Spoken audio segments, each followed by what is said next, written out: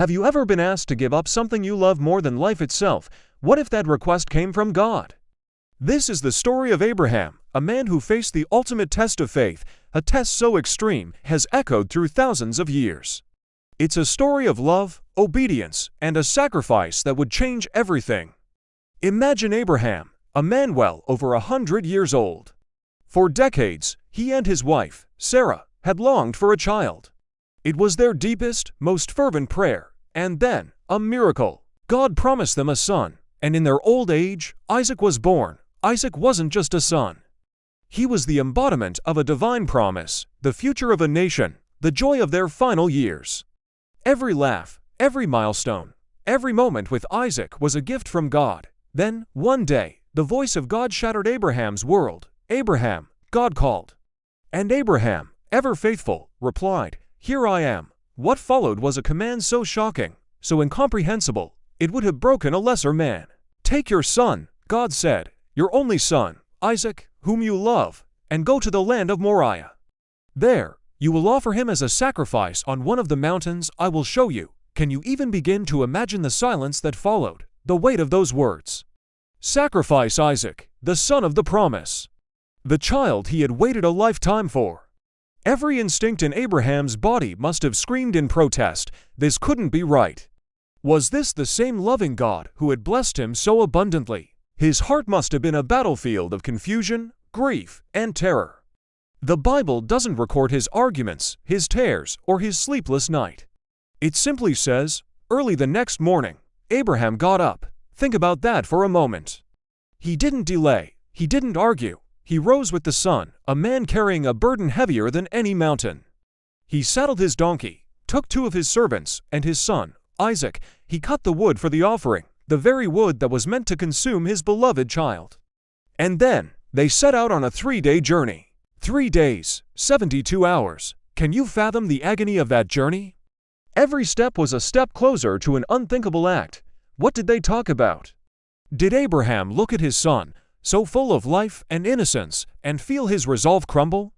Isaac, unaware of his fate, probably walked alongside his father, chatting, asking questions, just being a boy. The silence between them must have been deafening, filled with all the unspoken words of a father's love and a terrifying secret. Every glance from Isaac, every innocent question, must have felt like a dagger to Abraham's heart. He was walking his own son to his death. This journey wasn't just a physical trek. It was a spiritual marathon through a desert of doubt and sorrow. Abraham's faith was being stretched to its absolute breaking point. On the 3rd day, Abraham looked up and saw the place in the distance. The mountain, the place of sacrifice. He turned to his servants and said, "Stay here with the donkey. The boy and I will go over there to worship, and then we will come back to you." Wait, did you catch that? We will come back to you, plural. Not I will come back, but we. Even in the face of this horrifying command, a flicker of hope, a sliver of impossible faith, remained in Abraham's heart. He believed, somehow, that even if he went through with this, God would not abandon the promise. He believed he and Isaac would both return. Abraham placed the wood for the offering on Isaac's shoulders. The son was carrying the instrument of his own demise, a haunting foreshadowing of another sacrifice on a hill thousands of years later. Abraham himself carried the fire and the knife. As they walked on together, just the 2 of them, Isaac spoke up. His voice, pure and innocent, cut through the tension. "Father," he said. "Yes, my son." Abraham replied, his own voice likely strained with emotion. "The fire and the wood are here," Isaac observed, "but where is the lamb for the offering?" This is the most heart-wrenching moment in the entire story. A child's simple, logical question that exposed the horrifying reality of their task. How does a father answer that? How do you look into the eyes of the son you are about to kill and explain?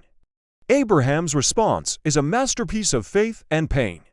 He said, "God himself will provide the lamb for the offering, my son." Was he just trying to placate his son? Or was this a profound declaration of faith?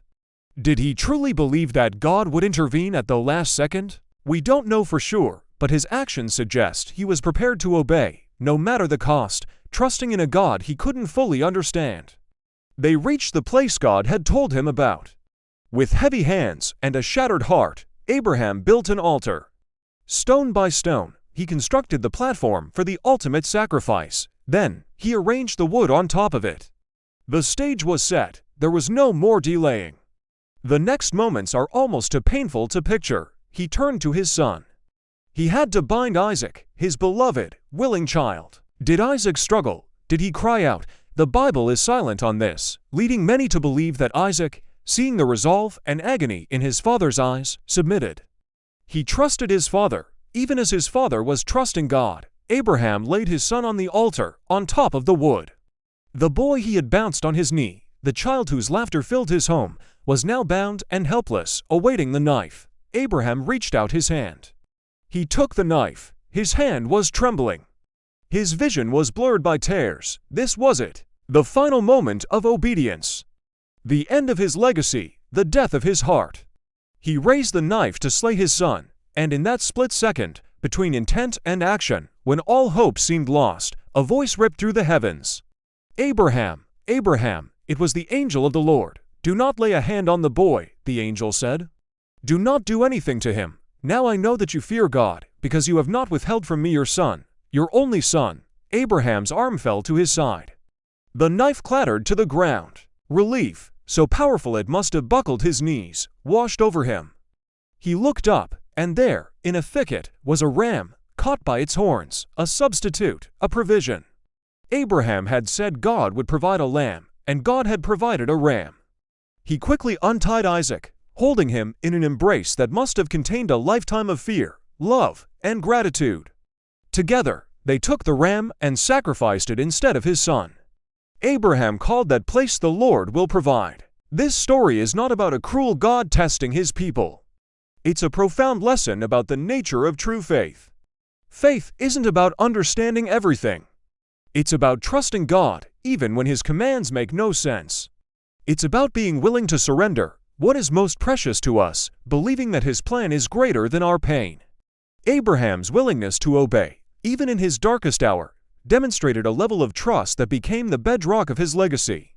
And here's the twist that resonates through all of history. This entire event was a shadow, a preview of a future, even greater sacrifice.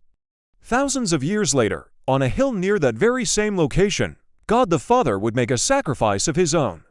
He would offer His Son, His only Son, Jesus, not as a test, but as the actual payment for the sins of the world.